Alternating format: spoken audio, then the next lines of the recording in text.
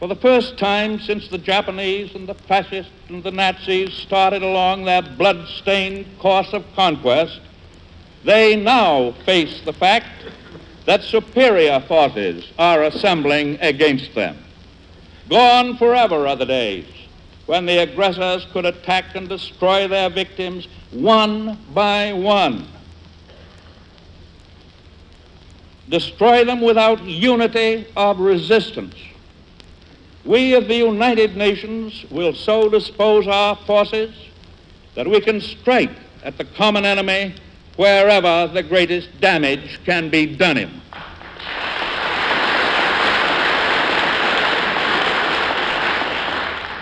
The militarists of Berlin and Tokyo started this war, but the massed, angered forces of common humanity will finish it.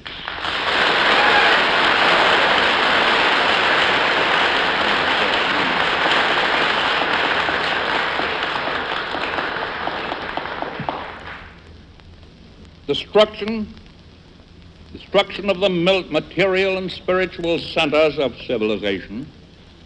This has been and still is the purpose of Hitler and his Italian and Japanese chessmen. They would wreck the power of the British Commonwealth and of Russia and of China and of the Netherlands, and then combine all their forces to achieve their ultimate goal, the conquest of the United States. They know that victory for us means victory for freedom. They know that victory for us means victory for the institution of democracy, the ideal of the family, the simple principles of common decency and humanity. They know that victory for us means victory for religion. Our own objectives are clear. The objective of smashing the militarism imposed by warlords upon their enslaved peoples. The objective of liberating the subjugated nations. The objective of establishing and securing freedom of speech, freedom of religion, freedom from want, and freedom from fear everywhere in the world. We shall not stop short of these objectives, nor shall we be satisfied merely to gain them and then call it a day. I know that I speak for the American people, and I have good reason to believe that I speak also for all the other peoples who fight with us when I say that this time we are determined not only to win the war, but also to maintain the security of the peace that will follow. American armed forces must be used at any place in all the world where it seems advisable to engage the forces of the enemy. In some cases, these operations will be defensive in order to protect key positions. In other cases, these operations will be offensive in order to strike at the common enemy with a view to his complete encirclement and eventual total defeat. American armed forces will operate at many points in the Far East. American armed forces will be on all the oceans, helping to guard the essential communications which are vital to the United Nations.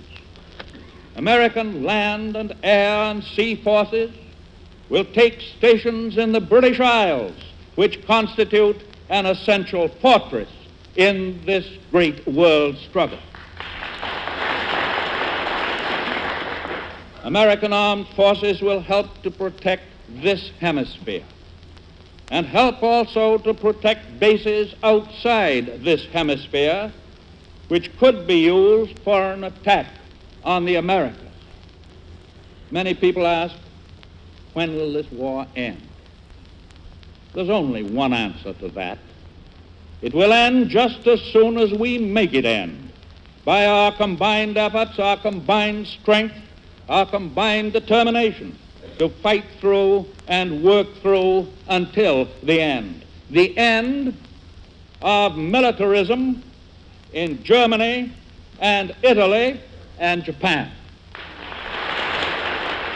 Most certainly, we shall not settle for less.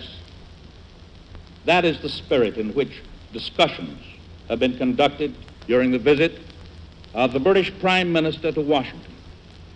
Mr. Churchill and I understand each other, our motives and our purposes. Together, during the past 2 weeks, we have faced squarely the major military and economic problems of this greatest world war. All in our nation have been cheered by Mr. Churchill's visit. We have been deeply stirred by his great message to us. He is welcome in our midst now and in days to come, and we unite in wishing him a safe return to his home.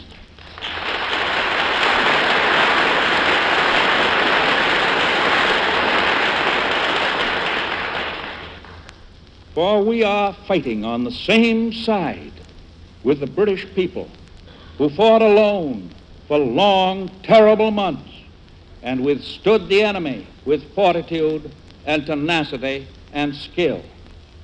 We are fighting on the same side with the Russian people who have seen the Nazi hordes swarm up to the very gates of Moscow and who with almost superhuman will and courage have forced the invaders back into retreat.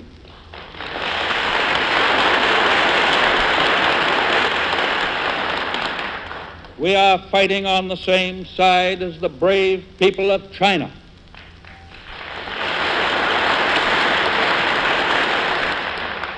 Those millions who for 4.5 long years have withstood bombs and starvation and have whipped the invaders time and again in spite of the superior Japanese equipment and arms. Yes, we are fighting on the same side as the indomitable Dutch.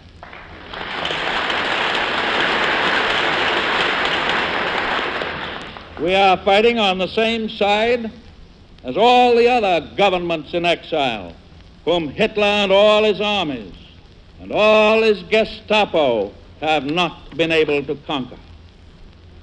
But we of the United Nations are not making all this sacrifice of human effort and human lives to return to the kind of world we had after the last World War. We are fighting today for security, for progress, and for peace, not only for ourselves, but for all men. Not only for one generation, but for all generations. We are fighting to cleanse the world of ancient evils, ancient ills.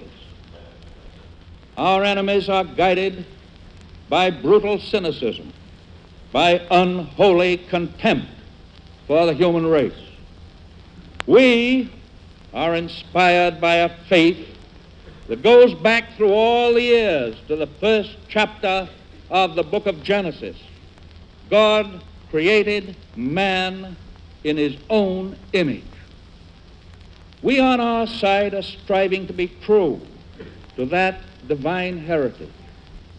We are fighting, as our fathers have fought, to uphold the doctrine that all men are equal in the sight of God. Those on the other side are striving to destroy this deep belief and to create a world in their own image, a world of tyranny and cruelty and serfdom. That is the conflict that day and night now pervades our lives. No compromise can end that conflict. There never has been, there never can be successful compromise between good and evil.